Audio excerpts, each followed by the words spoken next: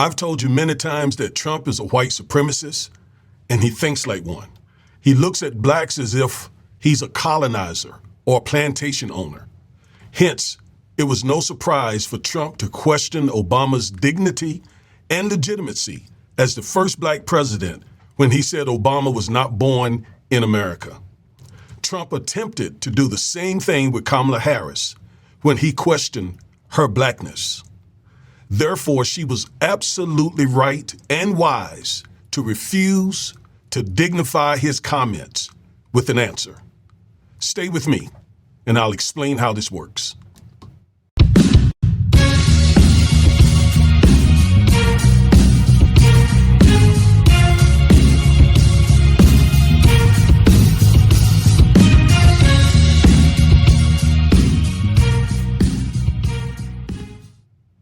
Hello, everybody. I am attorney Augustus Corbett, one half of the Defiant Lawyers. And each and every week, we bring you at least one legal analysis of some trending story regarding politics, policies, personalities, or pop culture to empower you with the information you need to defy this unjust legal system. So go ahead, like, share, comment, subscribe, and click the bell so you'll get notification every time we upload one of these powerful videos. Please, if you will, go to Amazon.com, get a copy of my book, Education and Justice, if you have an African-American son in the public school system. They're doing things to him, I assure you, that you probably don't know about, but I, in this book, explain to you what to do about those things so that your son can matriculate through the public school system with little interference from the system, if you will. All right? So let's get into this video. There are a couple videos I want to play first to show you what I'm going to say and why I'm saying what I'm saying. We're going to begin with, let's begin with Trump. Some things that Trump said during the Obama administration that sort of sets the context of the rest of this video. Why doesn't he show his birth certificate? 3 weeks ago when I started, I thought he was probably born in this country. And now I really have a much bigger doubt than I did before. He doesn't have a birth certificate, or he hasn't shown it. He has what's called a certificate of live birth. A certificate of live birth is not even signed by anybody. I still question that he was born in the United States, do you? I have no idea. You don't believe him? I would. I'd love to believe him. You know what? I'll tell you what. I think he'd do a great service. Even at this point? Well, I don't know. Was there a birth certificate? You tell me.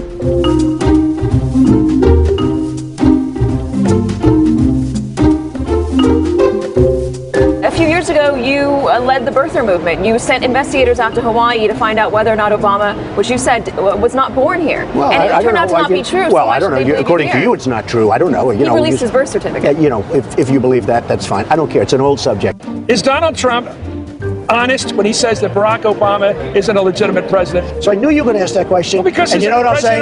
I don't talk about that anymore. You see, that is the thinking of a white supremacist. And I'm going to show you that after this video. All right, let's watch this video.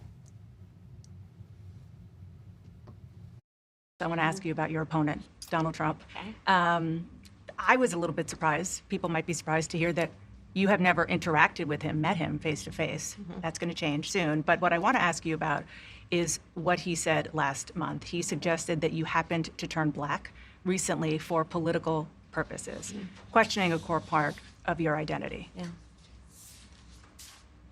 Any Same old tired playbook. Next question, please. That's it? That's it. You see, she did the right thing. She did exactly the right thing.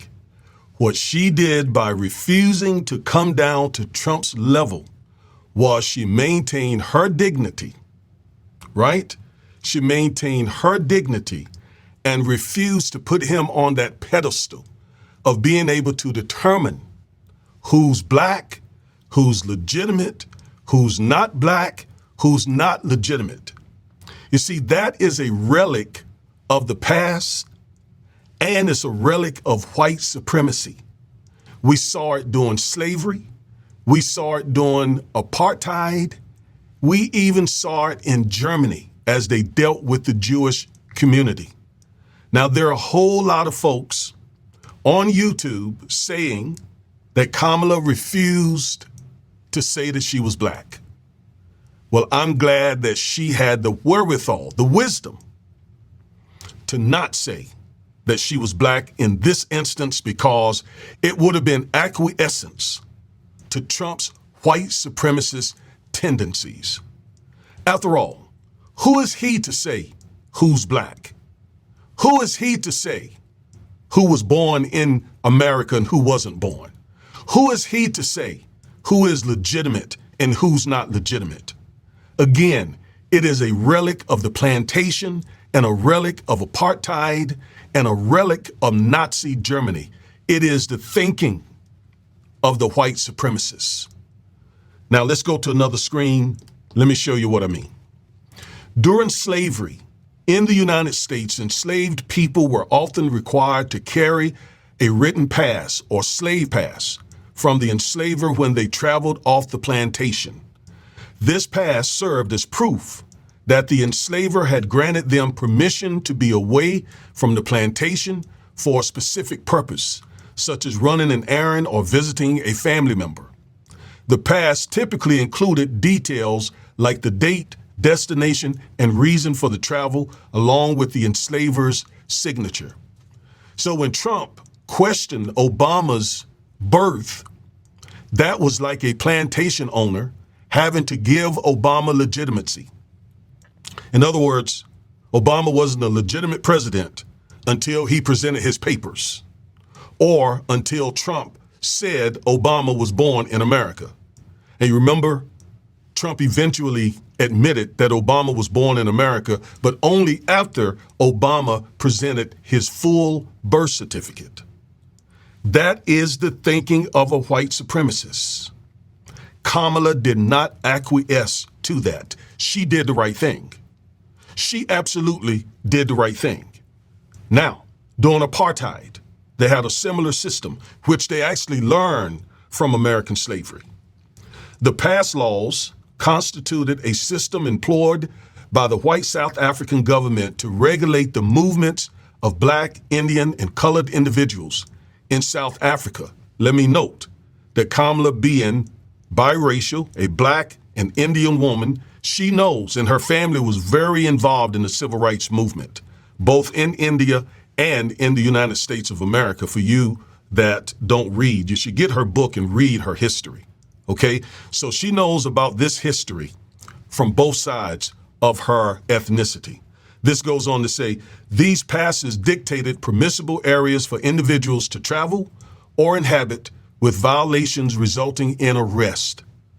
So South Africans imposed this insulting and offensive requirement on black South Africans who made up the majority of South Africa. They were not legitimately going about until they presented these passes to show that they had permission to go where they wanted to go.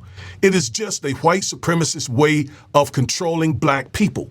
And that's what Trump attempted to do with Obama, and he attempted to do with Kamala. Now, one last example. Nazi Germany.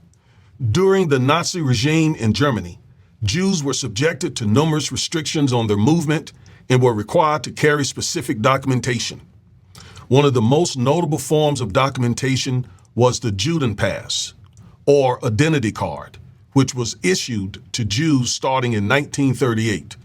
It was also known as the Jewish passport. Again, white supremacists on 3 continents trying to control people that they were oppressing, that they were hostile toward, right? On the American continent, on the African continent, on the European continent. And Trump was attempting to do the same thing with Obama and Kamala did not play that game. And it's exactly what she meant when she said it is the same old stuff. That's exactly what she meant. It is the same old show, the same old stuff. We saw it during Jim Crow. We saw it during apartheid. We saw it during Nazi Germany. The same stuff. And I'm sure she also knew about it from India, where her mother's side of the family is from. Because remember, they too had been colonized by white supremacists. So she wisely said, this is the same old stuff. She was connecting what Trump was trying to do to her, to what the plantation owners did during slavery, what the white South African government did during apartheid, and what Hitler and his crowd did during Nazi Germany. She was absolutely right not to answer that question. By not doing so, she retained her dignity. As a biracial African-American woman, she refused to dignify Trump's accusation. You know how we like to say sometimes, I will not dignify that question with an answer? That's what she was doing, and she was right. So these pro-black imposters who are all over YouTube saying she refused to say she was black, I don't understand why they don't understand what Trump was trying to do, especially since they are so pro-black, right? Have they not studied how white supremacists during these eras attempted to control black people by requiring them to dignify their existence, their legitimacy, etc.? So again, Kamala Harris absolutely did the right thing. She showed dignity by refusing to respond to Trump's offensive, insulting questioning of her ethnicity. I am Attorney Augustus Corbett, one half of the Defiant Lawyers. Thank you for tuning in, and until the next time, peace.